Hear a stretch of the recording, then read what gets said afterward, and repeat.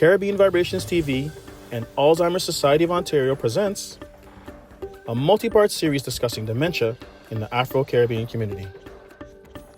Moderator Ngozi Iroanyah leads an in-depth discussion with industry experts, caregivers, and healthcare professionals as they share knowledge and insights while highlighting the resources available to support families. If you or someone that you know is experiencing signs of dementia, please visit the Alzheimer Society of Ontario's First Link program.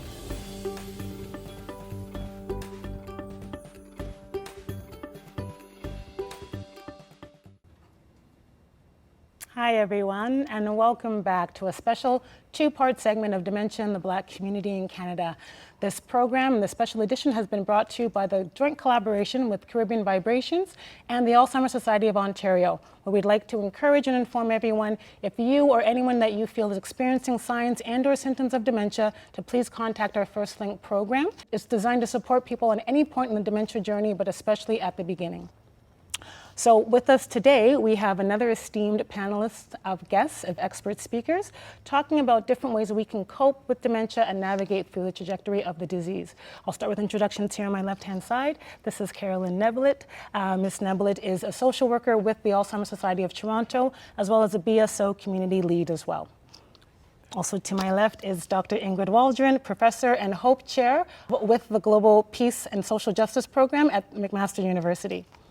Over here on my right is Manel Williams, end-of-life educator, former funeral director, and just all-around amazing, knowledgeable person. Thank you. Also on my right is Christiana Eggy. She's the executive director of Alexis Lodge, located in Scarborough, a retirement home that supports people with dementia as well. She's also a co-founder of A Rose for Grandma, a charity that supports BIPOC individuals living with dementia, and is an acclaimed author of several books around dementia, specifically how to talk to your family and your children about the disease. Thank you very much, ladies, for joining us today. We're very lucky to have you. So I want to first begin by talking about services and supports. We do know that when we receive a dementia diagnosis, it can be very scary, very isolating, as we discussed in our former episode. And many individuals don't have an idea of where to start, where to begin. Once you get that diagnosis, a doctor says there is dementia, your world kind of, fades away. What happens after that? What can you do? Where do we go? What's the next step? Thank you. Thank you for having me. I would say the next step is to ask that doctor to see a specialist, either a neurologist or a geriatric specialist. There are lots of geriatric teams in hospitals, but that family doctor is your gateway for that. The referrals can be made through that person. You'd get then a dementia workup, which is an overall health assessment. It looks at your blood levels as well as your cognitive testing. Why I say the blood levels is in your earlier episode, you talked about, high blood pressure, cholesterol, diabetes. Those are some of the main risk causes for dementia. So you want to take a look at those things so you can get an accurate picture of what your diagnosis is like. The Alzheimer Society of Toronto, located in the same office as Ontario, has lots of information you can come and get on the different signs of dementia and the different stages of dementia, and you can educate yourself through there. Thank you. For those in the audience and these watching us, you may not have a family doctor. You may not know where to start getting a family doctor. It may take a long time to get a diagnosis. There are MINT clinics and memory clinics in and around the province, and I think there are other provinces as well, where you can go get cognitive testing to sort of help at least you understand what is happening. To the services that are offered at the Alzheimer Society of Toronto, any local society in the province. We have 26 different local societies across Ontario, and we have different societies across the country. So you can contact them. They offer counseling support. They offer support groups. They offer cognitive testing if you need. There's some financial support.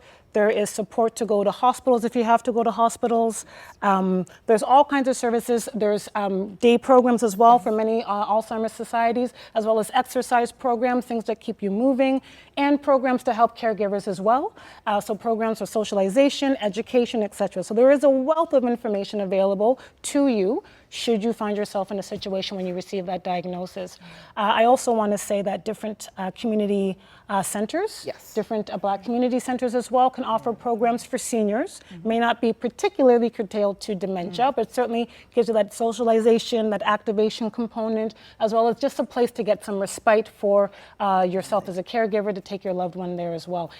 So these are some of the ways in which you can support yourself if you have dementia, support your loved one living with dementia so that you're not alone. There are things to help you. In Ontario and in Canada, we are still developing these culturally competent resources and services, but until then, there are plenty that you can access to make the journey a little more, a little less tolerable. Yes. And what's also important is the Alzheimer Society of Toronto and Ontario and Canada provide support for the caregiver, and that's really important for education as well as social support groups. We also do support groups for people living with dementia. So those things are very important, and we really encourage you do things that will provide self-care and respite. Tell us about BSO, Behavioral Supports Ontario. That's very important. And I didn't access that, and I wish I did. But what is BSO? So Behavior Supports Ontario helps caregivers, people living with a person living with dementia at home, on how to manage, not reduce, manage behaviors. So we look at triggers, unmet needs, time of day. We assess that person, and we use a person-centered care. Maybe that person was a nurse. So at 3 o'clock, she gets up and she wants to walk around the room and she wants to check on things. You want to try to give her an activity that will get her over that hump of that, what we used to call the sundowning or the unmet need. People living with dementia need to have a meaningful activity. They need to have a purpose. So Behavior Supports Ontario comes in and assess what's happening in the home, and they look at ways of giving behavior strategies, non-pharmacological behavior strategies. It could be as simple as putting music on at 3 o'clock. I was telling someone in the room how someone didn't want to take their medication, so when they came back in the room, I had Tiny Whiny playing on my phone, and she Tiny whining over to the bed and Tiny whining to medication. So that's really important, to change the environment. You may not be able to change their environment. This person was in a hospital. You won't change their environment totally, but you can change their environment with different things. Music is a huge, and we have a music program at the Alzheimer Society that loads a music player of the favorite music for that person and gives it to them for free. All of our services are free, our free support, free education. And those are important things to do, and knowing the timing of day of when to do those type of things. Sometimes people are affected by the shadows of the changing of the day. So by 2:30 or come winter, we all know it's really dark. So you want to hike up the lights, put on some music, give them an activity, do something alongside of them. You don't necessarily want to tell them what to do, but you want to gently suggest that they move into an activity. When we talk about the different stages of dementia, we transition through each stage. So Dr. Elid said before that these stages aren't finite and neat and discrete, right? But they do sort of flow in a direction towards, sort of end of life. But when we talk about dementia stages, there can be, again, a loss of what to do and where to go, right? And we talk about things like people get to the end stage of dementia. I know you took care of your mom at home, but for other people, they don't have that. So they're thinking about long-term care. They're thinking about retirement homes, which can be very stigmatized and very shameful in our community and other communities, right? Where people think they're your parent, you got to keep them at home. And to go into long-term care, as we saw since COVID, there's a lot of things that need to still be done. But in some cases, it's a necessary need, right? And so let's talk with Christiana about what it means to go into long-term care / retirement facility. What should we know? How does that impact us? Actually, first of all, we need to know the differences. So long-term care homes, same as nursing homes. They are funded by the government, publicly funded. And to get into one of those, you need to talk to a coordinator from Ontario Health at Home that will come to your home to do an assessment. If that individual is in the hospital, they have a coordinator at the hospital that will do that as well. But one thing we need to know is that just because you are being assessed does not mean you're going to get into a home quickly. In GTA today, if you check ontario.ca, there's a wait of about 7 to 10 years So you need to pre-plan. The minute you get that diagnosis, please look for every information. Google is still a very good place. There's Alzheimer societies. There are other community organizations like Erosogramma where we offer information. Get yourself educated because dementia is like riding a roller coaster in the dark. You don't know what turn is going to happen next. No two people are the same, as was previously discussed. So make plans, because if you wait till the end, when you are having difficulty, it's going to be even more challenging to find that care that you need. See, apart from the stigma and the fact that culturally we don't want to talk about this, we also feel obligated to care for our parents. Home is great, it's the best place, but there comes a time where home is no longer sustainable. If your loved one is just lying in bed, not doing anything, they shouldn't be at home. If they're not eating well, if they're not safe, if they're turning on the stove, they are falling, not taking their medications properly. So all those things are signs that you should look for a place. But even before that, you should do your due diligence. The other aspect of long-term care is retirement sector. There are retirement homes. They are varied. Some of them are like resorts. They are beautiful. And oftentimes, coordinators or doctors will tell you, don't even bother with the retirement sector. They are too expensive. But not all retirement homes are expensive. Even if they are expensive, I'm sure if you look for the right fit for your loved one, you will find it. And especially even with nursing homes. There are some nursing homes that even though it's free, you don't even want your loved one to be, right? So make sure when you're looking, the best thing I tell people, think about it as if you were the one needing a home. And if somebody was to put you in that home or move you into that home, how would you feel, right? And there's that guilt that would, plague you. Oh my God, am I abandoning my loved one? But if your loved one is more at risk at home, then you are doing a favor. If you are becoming burned out, because there's research that says that caregivers may even die before the people, especially older caregivers, may even die before the people they are caring for.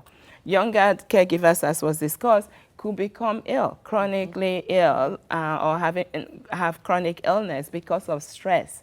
So you want to make sure that you take care of your own self first. We all go onto the airplane and they say put on your own oxygen mask first.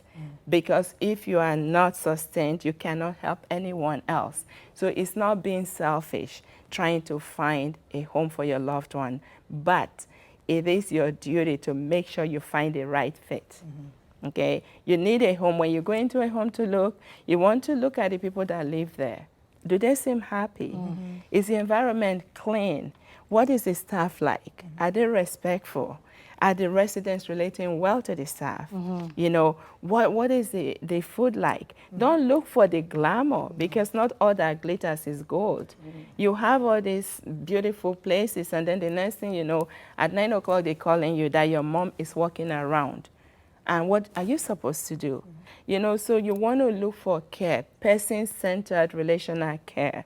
Dementia is devastating, it's traumatic, but it is not the end of life. There's lots of living to be done, right? So the goal of a home, even in your own home, is to give your loved one quality life. You just have to start doing 3 things differently, simplify steps, and stuff like that. The other thing I just want to highlight is that if you do choose a retirement home, make sure you understand their levels of care.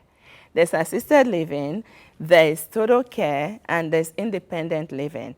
If you put your loved one in a home that has assisted living and they decline, maybe they become incontinent, you may be paying thousands of dollars extra. So make sure you know the exact cost of the home that you are going to. And another thing is make sure that the home can take your loved one through the journey, because you don't want to be, get stuck looking for another home for them.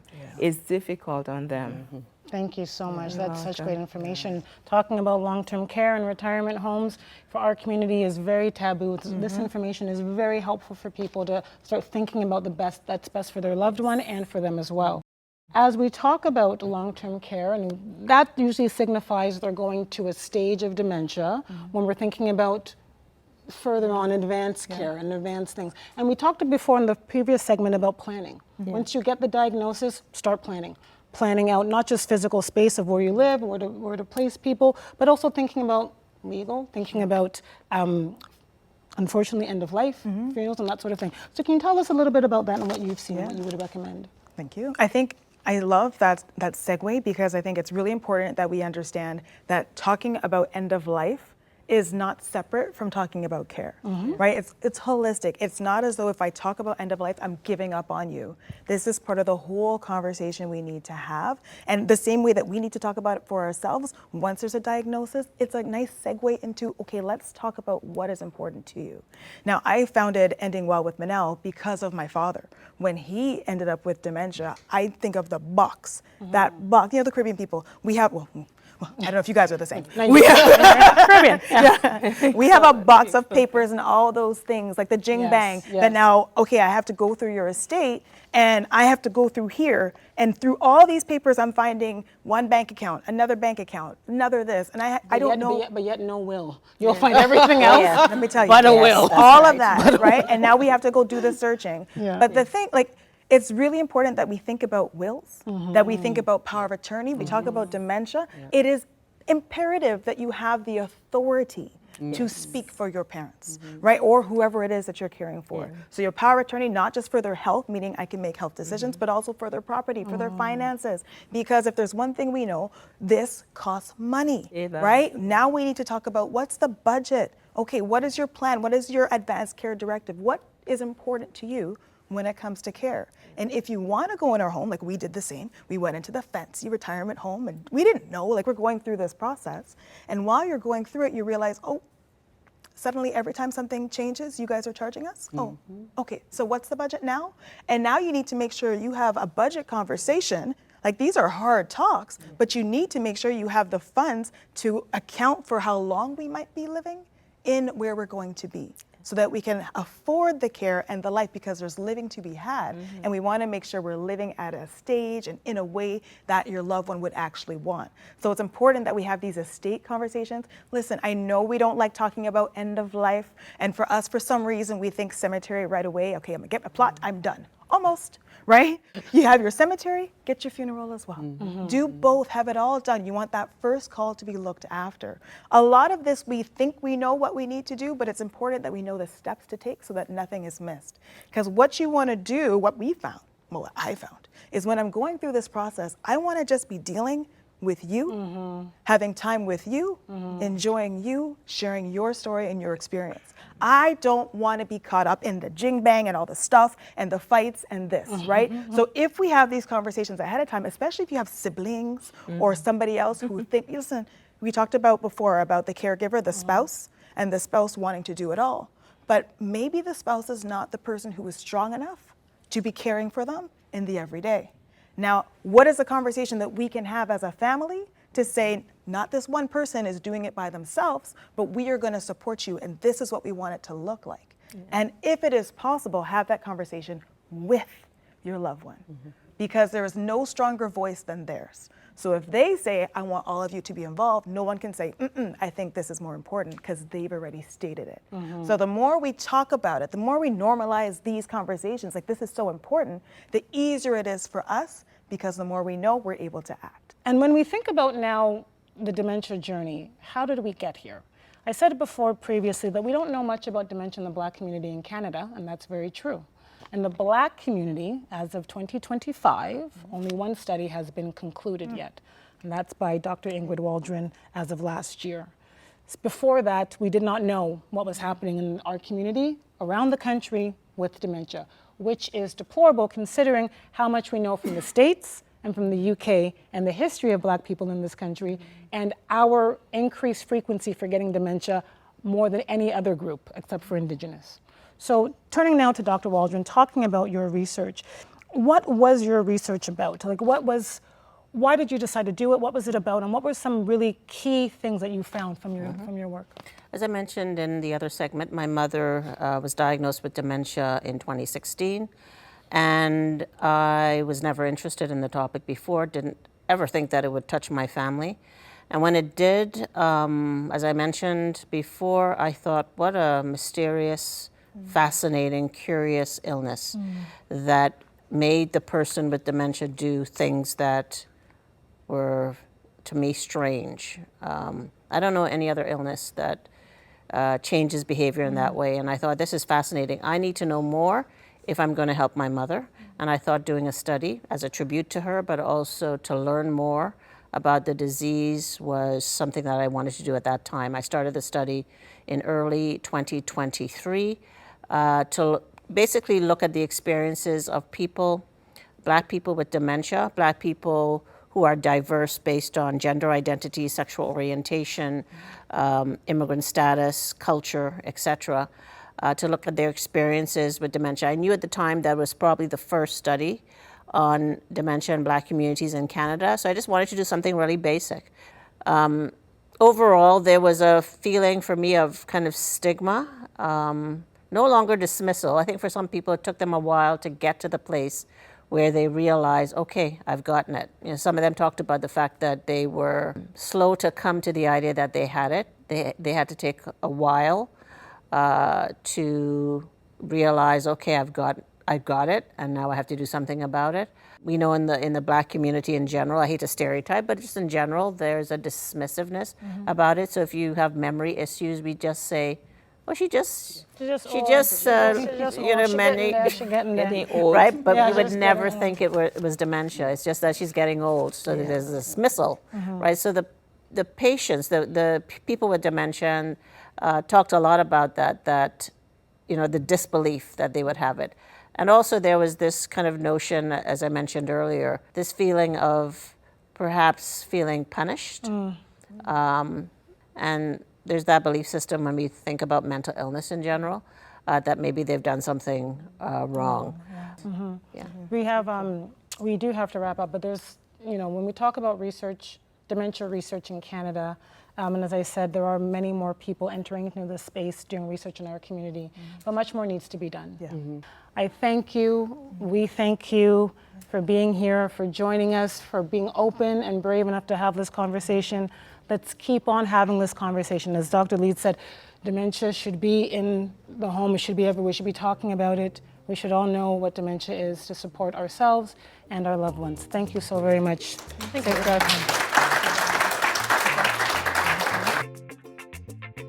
Thanks for watching Caribbean Vibrations. Follow us on social media @CaribVibe.tv or visit our website, CaribbeanVibrationsTV.com. I'm your host and guide, Alan, and we'll see you next time on Caribbean Vibrations.